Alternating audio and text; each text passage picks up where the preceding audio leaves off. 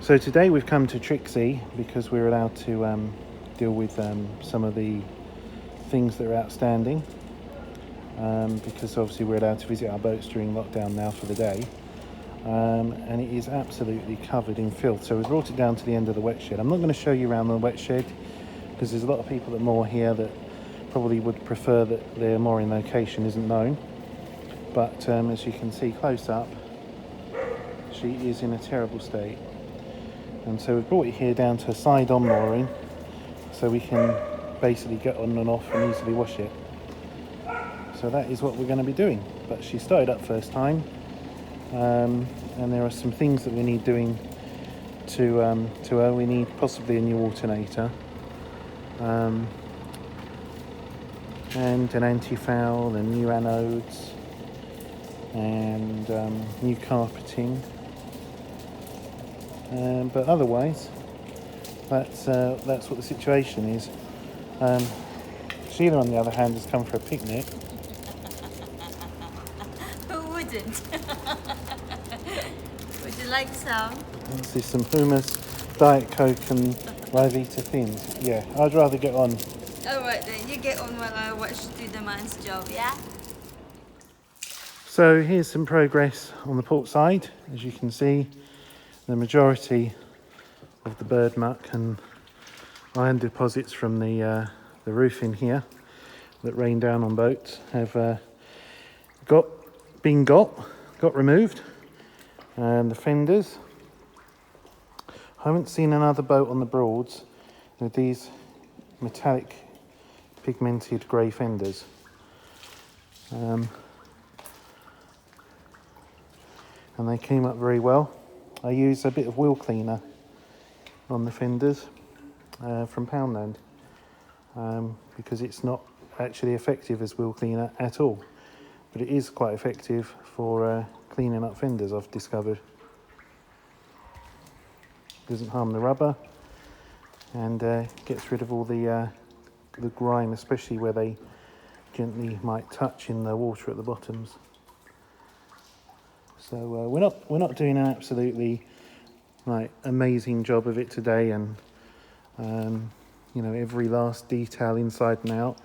It's literally just to get it into some kind of resemblance of smart order, pending her trip to have some work done on her. So yeah, nice little boat though. Just haven't had the opportunity to use her as much as I would have liked.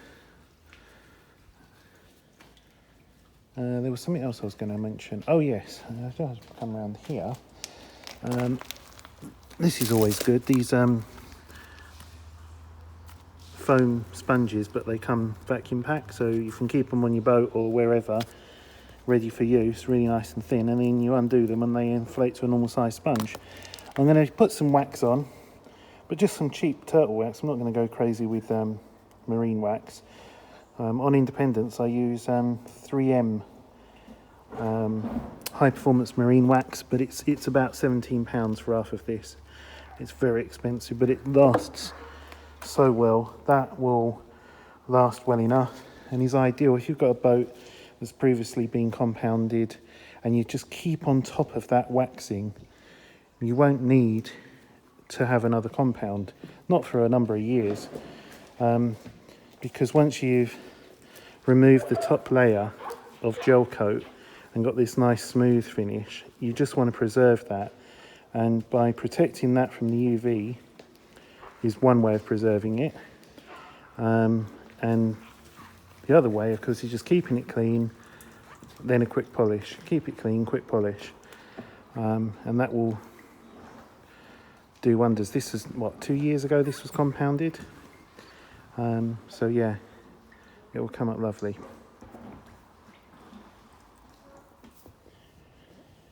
So we're in the final straight, and I've just been starting to do the waxing. As you can see, it's come up suitably nice. Deep down, it's not the best. I just haven't got the tools with me, and I haven't got the products with me to get some of the stains where some bird mess has gone into the gel, because gel coat is a porous material, and that's why it's important to keep your gel coat in a good condition.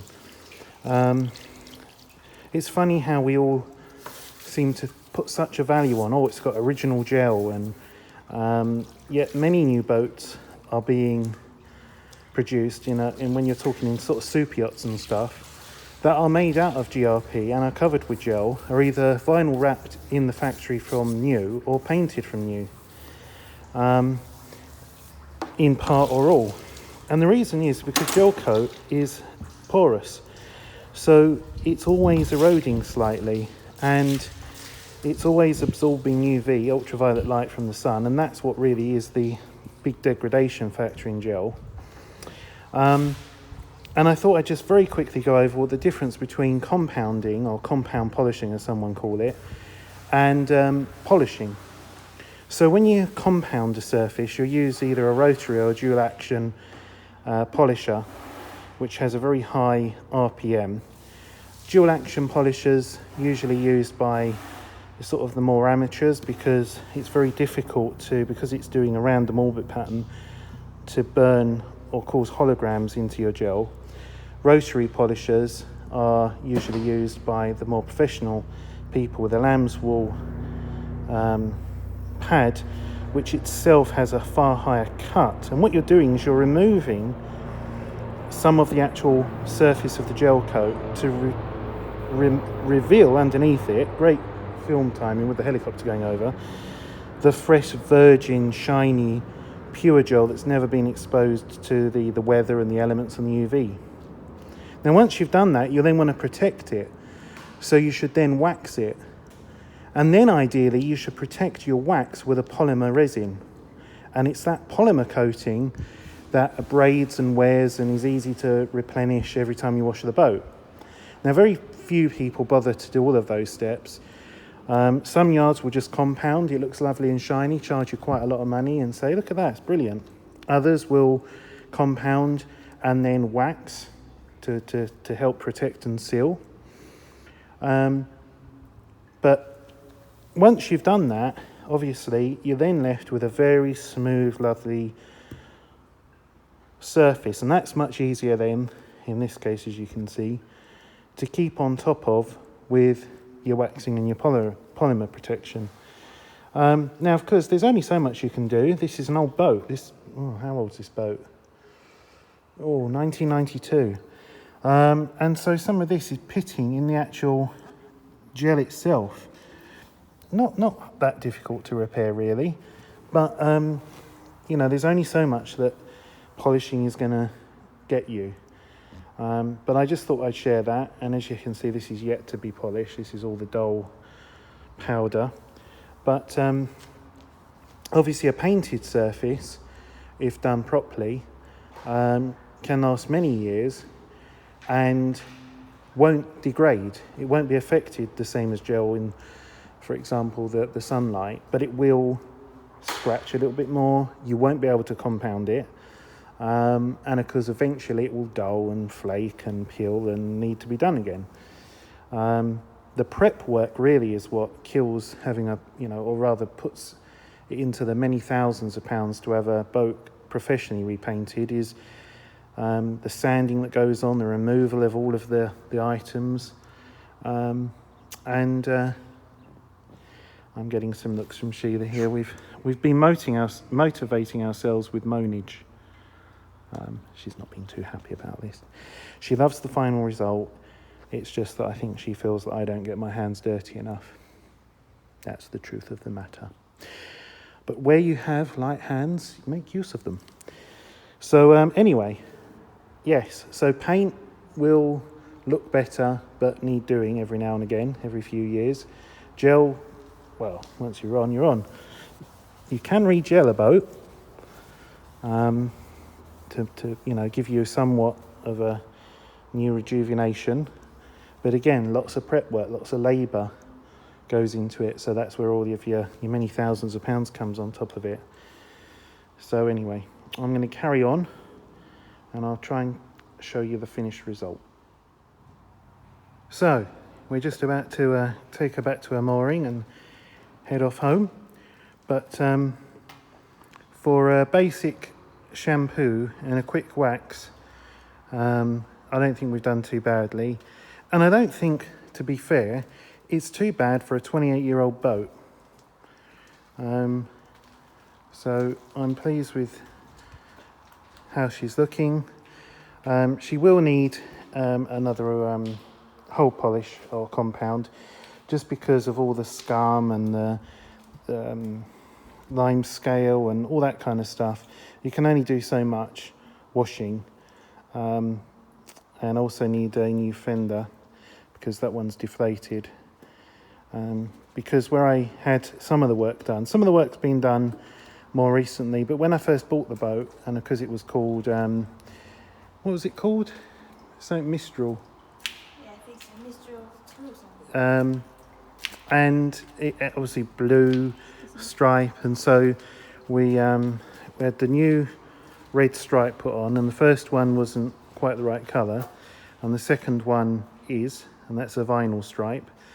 Then we had the canopy doing in Sunbrella Plus, so that's all nice, but again that needs taking off, properly cleaning by hand, and then painting with Fab Seal to keep its water repellency, really to make the water really bead off of it.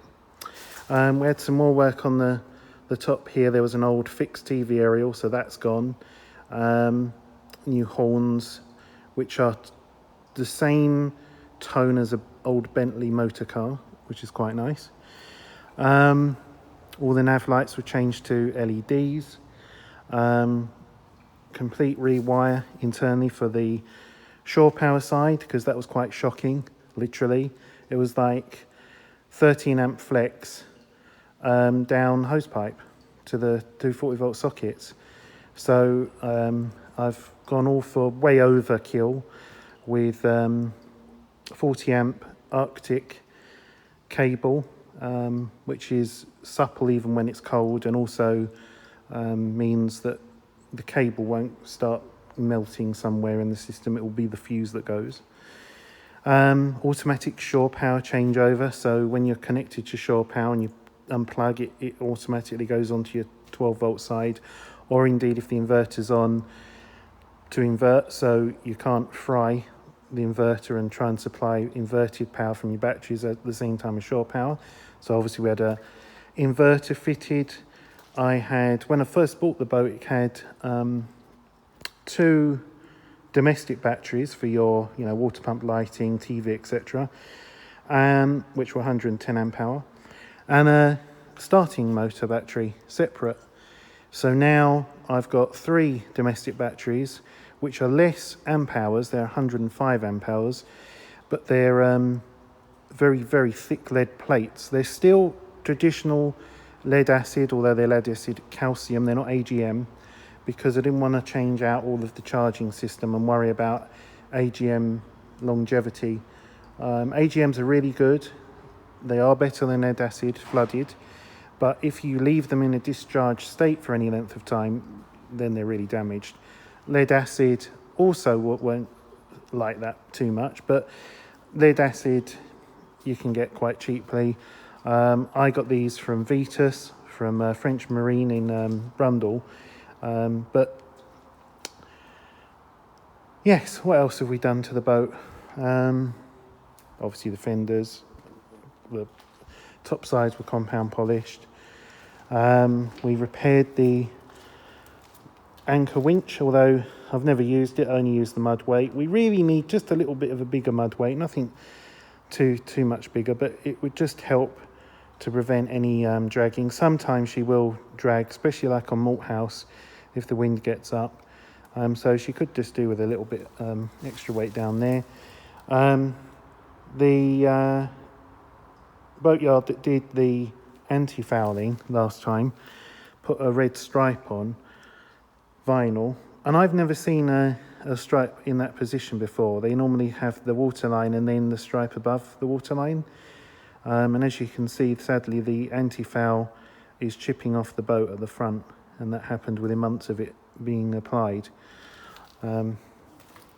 So it needs a new fender, I want to raise the waterline up, certainly as we come along towards the arse end, or the stern, is the proper parlance. Because that actual there is what you're looking at, is that vinyl stripe. It's not really high enough, especially when there's 2 people on board and you get a scum line on the GRP there. So I want to do something with the swim platform, just basically sand it down, stain and varnish, and think up of something better than this horrible floating fender malarkey. She also needs to have her BSS doing, but that was all put off because of the lockdown. So I think it will be a BSS, engine service, replace the thermostat housing, new alternator, polish the hull, anti-foul, new anodes, and then that will be good for another couple of years. I'm not going to worry about anti-fouling about every year. The anti-foul I use is good for 2 years, as per the instructions. But then it's a high cost. It's not sort of Hempel or International Broad soft anti-foul. It's for brackish and coastal, but it does great with scum and the Broads environment. That's what we use on Broad Ambition. So we're quite happy with that. It's what I've used on Indy. So, yeah. But she's a lovely little cute boat. She's very comfortable inside. She doesn't leak. She's warm. Had all new upholstery done as well. It'd be nice to get some new carpeting down in the cockpit and inside the boat as well. I could just pop on board and show you, but it's going to be pretty dark because I haven't put the electrics on. Let me just get on board and just show you what I'm talking about. Okay, so here we are inside, and God, it just shows you, doesn't it? You get on board the boat and you put the lights on, and I said, oh, I still haven't replaced these horrible lights for new. I've got these lovely new round teak units that I got off of a chandlery, a canal chandlery somewhere in Wales for 20 quid each. Norfolk Marine wanted £45 each. So, people sometimes say, oh, it's better to shop local and stuff like this. And some of your stuff that you might get from, Amazon and eBay, it comes from China, is not the best quality. But when you're dealing with another chandler's who's selling through Amazon Marketplace for 20 quid, yeah, I see it's come on properly now. Oh, no, it hasn't. See, this is why I've got to get rid of them. These are the original 1992 ones. But anyway, so they'll be all replaced with LED ones, so that'll be all nice. Low power. And this is the new upholstery and cushions. This is a proper, look at this, all this talk about 5G. This is a 5G router, so it takes in your mobile signal, there's a SIM card in there, and transmits 5G through these aerials. And I've been using one for about coming up to 8 months. I've not had any bad symptoms despite being practically 10 foot away from it 24 hours a day. So there you go. Well, that's going to basically hide all those, maybe something like that, because at the moment I've got a simple dongle, and that gives me onboard Wi-Fi, and it also means that the onboard security system and the cameras have access to the internet, and then I can watch them whenever I want. What else? We've got a dehumidifier, which has been doing a great job. No mould, no smells, no horrible mustiness in here. I didn't bother to change that upholstery on the berths because of the fact I don't need to. There's the dongle. And because you're only sleeping on it and it's soft as anyway. New water pump, new shower pump. This is the carpet that I want to change out. Just this section here really, and the cockpit. Because it'd just be nice to have something a bit softer underfoot. And then just remind everyone take your shoes off in the cockpit. It's not a huge request, is it really? And then it might be nice to have this electrical board changed by Brian Ward to be able to do that, and just have some nice new switches, because these are a bit dodgy, these breakers. And that's obviously where you turn on the inverter for your 240 volt and your heating system. So yeah, she's a lovely little boat. Very good headroom considering her size. A nice little sized heads with a new shower thing. Oh, I did get a new light bulb in here. Look at that, eh? Look at the difference between LED lighting. Bloody lovely that is. So we currently can't have showers because shower pump not working, despite it, wouldn't you believe, just breaking outside of warranty. Lovely. I don't know. So I'm getting evils. I can feel it in the back of my head from Sheila. So this was literally just a visit to wash the boat, not really to show you around and do a tour. There's already a tour on my channel about all of this boat. But so now I'm going to take her back to her home berth, and it's time for me to get home, have a shower and have some nice food, because didn't intend to spend so many hours at this. So if you have been, again, thanks for watching.